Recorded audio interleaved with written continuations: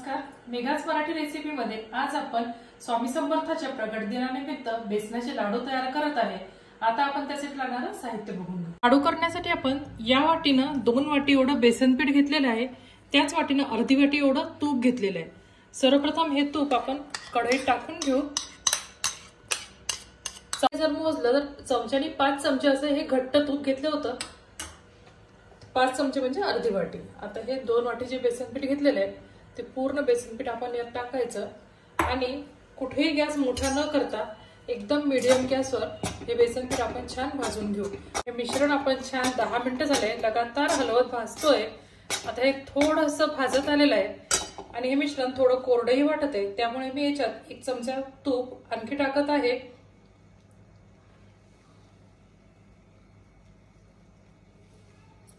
मिश्रण व्यवस्थित एकत्र करून घेऊ।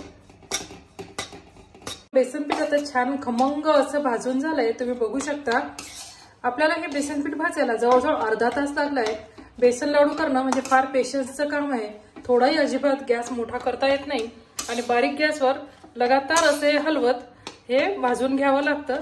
आता आपलं हे बेसन पीठ छान खमंग भाजून झालंय। आता आपण गॅस बंद करू आणि हे मिश्रण एका ताटात काढून थंड करून घेऊ। बेसन पीठ छान असं कोमट झालेलं आहे, त्यात आपण वेलची पावडर टाकायची आणि 1 वाटी एवढी आपण साखर याच्यात टाकत आहे। 2 वाटी आपलं बेसन पीठ होतं, त्याला 1 वाटी साखर परफेक्ट होते। हे आपण व्यवस्थित मिक्स करून घेऊ। आता बेसन पीठ, साखर आणि विलायची छान मिक्स करून घेतली आपण। हे हातावर थोडंसं घासून आपण याचा छान असा लाडू वळून घेऊ।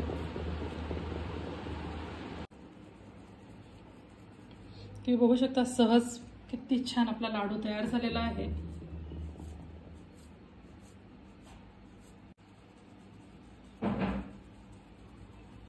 अशाच प्रकारे आपण सगळे लाडू तयार करून घेऊ। अशा प्रकारे आपण सगळे लाडू तयार करून घेतलेले आहेत। आपण सगळे बेसनाचे लाडू छान तयार करून घेतलेले आहेत। हे लाडू करण्यासाठी आपल्याला 1 पाव तूप घेतलं तर अर्धा किलो बेसन पीठ आणि 1 पाव साखर घ्यावी लागते आणि या प्रमाणात हे लाडू करा तुम्ही। तुम्हाला जसे लाडू करायचे असेल तसं प्रमाण वाढवते जाऊ शकता आणि याच प्रमाणात तुम्ही लाडू तयार करू शकता।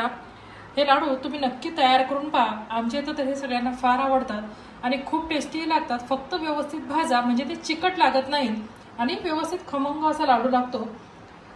त्यानंतर आपल्या रेसिपीला लाईक करा, शेअर करा, सबस्क्राईब करा। थँक्यू।